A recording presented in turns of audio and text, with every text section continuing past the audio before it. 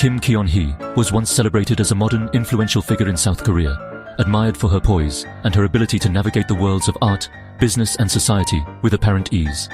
She was seen as a symbol of ambition and sophistication, someone who could bridge the gap between tradition and modernity in a rapidly changing country. Known for her success in the art world, Kim built a reputation as a savvy businesswoman and a respected art curator. She managed her own art company, curated high-profile exhibitions, and mingled with influential figures in South Korea's cultural scene, earning both admiration and envy. Before marrying Yoon Suk-yeol, she was already a well-known figure, but her marriage to the future president would change her life forever. Her marriage in 2012 thrust her into the national spotlight, especially as her husband's political career soared. Suddenly, every aspect of her life was under scrutiny, and her actions became a matter of public interest and debate. As First Lady, Kim broke from tradition. Her style and confidence made her a media sensation. She was often praised for her fashion sense and her willingness to speak her mind, setting her apart from previous First Ladies who had kept a lower profile. But her rise was shadowed by controversy. Allegations of academic dishonesty, resume fraud, and involvement in stock manipulation began to surface. These accusations cast doubt on her achievements and raised questions about her integrity. These scandals intensified after her husband became president, fueling public discontent and political attacks. The media and opposition parties seized on every new revelation, turning Kim into a lightning rod for criticism and national debate. Kim's journey from art curator to convicted felon is a dramatic fall from grace, her name now synonymous with scandal. The public watched as she went from celebrated figure to a symbol of controversy, her every move dissected by the press. This story will trace the key events that led to her imprisonment, the bribery charges, and the broader impact on South Korean politics. We'll explore how her actions and the legal proceedings against her became a national spectacle, shaking the foundations of public trust. We'll also examine the legal troubles of her husband and how their combined scandals shook the nation, sparking debates about ethics, leadership, and accountability at the highest levels of government. Keon Hee's story is a cautionary tale about the consequences when personal conduct and public office collide, and how quickly public opinion can turn when trust is broken. On January 28, 2026, the world watched as Keon Hee's fate took a dramatic turn. In a packed Seoul courtroom, the former First Lady was sentenced to 1 year and 8 months in prison for bribery, a stunning fall from grace for someone who once stood at the pinnacle of South Korean society. The verdict sent shockwaves through the nation, as few expected such a high-profile figure to face real consequences. The court found her guilty of accepting lavish gifts, a luxury Chanel handbag and a Graf diamond necklace from the Unification Church. These were not just tokens of appreciation, but extravagant items worth tens of thousands of dollars, far exceeding what is legally permitted for the spouse of a public official. The evidence was damning, with investigators tracing the origins and delivery of each item. Prosecutors argued that Keon Hee had used her influence as First Lady to secure personal benefits, painting a picture of someone who saw her position as a gateway to luxury and privilege. They initially sought a 15-year sentence, underscoring the gravity of the charges and the message they hoped to send about corruption at the highest levels. The total value of the alleged illicit benefits was staggering, estimated at over $800,000. This sum included not only the headline-grabbing luxury goods, but also other gifts and favors uncovered during the investigation, painting a broader picture of systematic abuse of power. Her arrest in August 2025 marked a turning point in the case. The image of Keon Hee in handcuffs dominated headlines, and the luxury gifts displayed at press conferences became enduring symbols of the scandal. The public watched as the investigation unfolded, with each new revelation fueling outrage and debate. The court's verdict confirmed what many in the public had long suspected, that even those at the very top could be held accountable. For a country often skeptical about the reach of justice, this was a rare and powerful moment. Crowds gathered outside the courthouse, and the story dominated front pages and news broadcasts across South Korea. While the sentence was lighter than what prosecutors had demanded, it was enough to strip Keon Hee of her status and forever define her legacy. The once glamorous First Lady left the courthouse with a somber expression, her future uncertain and her reputation in ruins. Both the defense and prosecution have the option to appeal, and legal battles may continue. But for Keon Hee, the damage is already done. Her name is now synonymous with scandal, and her story serves as a cautionary tale about the cost of power and the consequences of crossing the line. Judge Woo In-seong made it clear. His words would echo far beyond the walls of the courtroom that day. The nation watched as he prepared to deliver a verdict that would not only determine Keon Hee's fate, but also test the integrity of South Korea's justice system. The judge stated that Kim Keon Hee misused her status for personal profit, leveraging her position as First Lady in ways that undermined the public's faith in their leaders. By doing so, she betrayed the public trust expected of a First Lady, a role that carries immense responsibility and moral weight in the eyes of the people. The judge emphasized the seriousness of her offense, describing her actions as a significant breach of ethical standards. However, he also explained the relatively short sentence by noting that Kim had not directly solicited the gifts, nor had she passed any request to her husband, President Yoon Suk-yeol. Kim's apparent self-reflection during the proceedings, as well as her lack of direct solicitation, were considered mitigating factors that influenced the court's decision on sentencing. The court found her guilty of accepting a luxury Chanel bag and a diamond necklace, gifts that symbolized the improper benefits she received due to her position. However, she was acquitted on other charges, including allegations involving a second Chanel bag and accusations of stock manipulation, as the prosecution failed to provide sufficient evidence to support those claims.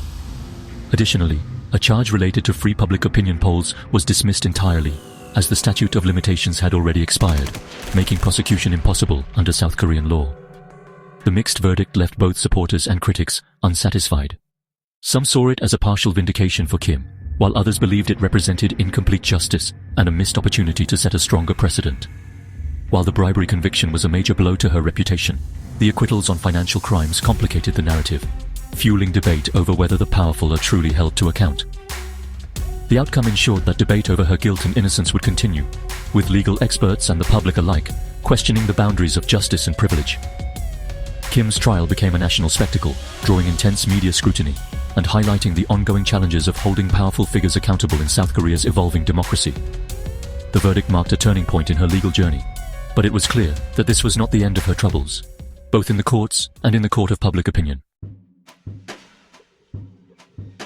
Kim Keon Hee's imprisonment is historic, but even more so because her husband, former President Yoon Suk-yeol, is also behind bars.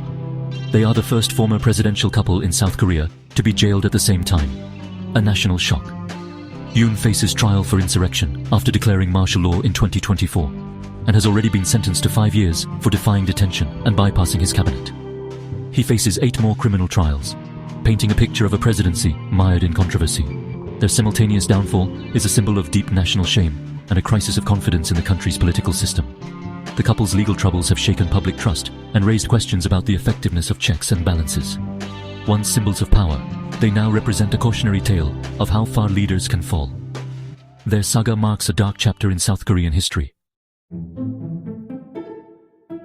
Before her bribery conviction, Kim Keon Hee was embroiled in the Dior bag scandal, a turning point for her public image. In late 2023, a secretly recorded video showed her accepting a $2,200 Dior bag from Pastor Choi Jae-young, captured by a hidden camera.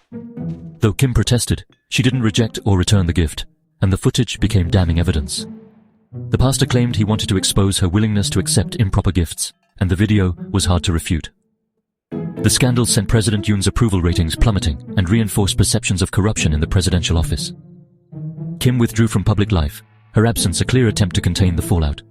The controversy fractured Yoon's party, with calls for Kim to apologize or explain herself. The Dior bag became a lasting symbol of greed and ethical lapses, haunting the first couple until their eventual downfall. The scandal permanently stained both Kim's and Yoon's reputations. Kim Keon Hee faced more than bribery allegations. Her reputation was battered by claims of stock manipulation and resume fraud. She was accused of financing a pump and dump scheme involving Deutsche Motors stock, a scandal that dogged her husband's campaign. The opposition pushed for a special prosecutor, but President Yoon vetoed the bill, fueling suspicions of a cover-up. Though Kim was acquitted of stock manipulation due to lack of evidence, public trust was already eroded. The case deepened political divisions and highlighted concerns about accountability for the powerful. Kim also admitted to inflating her resume to secure university teaching jobs, further damaging her credibility. Her dishonesty created a narrative of someone willing to bend the truth for personal gain. These scandals set the stage for the more serious criminal charges that followed. Kim Keon Hee's academic record was also tainted by allegations of plagiarism in her master's and doctoral theses. In 2025, Sukmyung Women's University revoked her master's degree after confirming plagiarism, followed by Kookmin University revoking her PhD. These back-to-back revocations were a public humiliation, erasing her advanced credentials. The academic scandal solidified the perception that Kim built her career on dishonesty. For many, the loss of her degrees was the final proof of her lack of integrity. The scandals raised broader questions about academic standards and privilege in South Korea. While separate from her criminal charges, the academic issues fueled public skepticism. Kim's reputation was irreparably damaged, and her story became a warning about the cost of deceit. The revocations contributed to a climate of distrust that surrounded her until the end. Kim Keon Hee's scandals became the defining issue of Yoon Suk-yeol's presidency, undermining his authority and dividing the nation. The administration was constantly on the defensive, with every new revelation eroding public support. The opposition used Kim's controversies to attack Yoon, coining the term Kim Keon Hee risk to describe her political liability. The scandals fractured Yoon's own party, with members calling for accountability and unity slipping away. The constant fallout left Yoon isolated and weakened, unable to govern effectively. Ultimately, the scandals played a key role in his downfall, fueling public anger and political opposition. The combination of legal troubles and ethical lapses created a toxic political climate. Trust between the government and the public broke down, leading to Yoon's ouster. The nation was left deeply polarized, with faith in leadership at a historic low. The imprisonment of Kim Keon Hee and Yoon Suk-yeol marks a somber chapter in South Korea's history.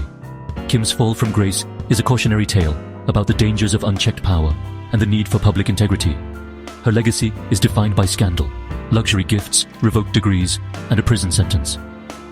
The saga has damaged public trust and tarnished South Korea's international image. While the prosecutions show the strength of the country's judicial system, they've also fueled cynicism and disillusionment. Rebuilding trust will be a challenge for future leaders, who must prove this era was an exception, not the norm. The nation must reflect on how to prevent such crises and restore faith in its institutions. Kim and Yoon's downfall is a reminder that leaders' personal conduct has profound public consequences. The path forward demands renewed commitment to transparency, accountability, and integrity.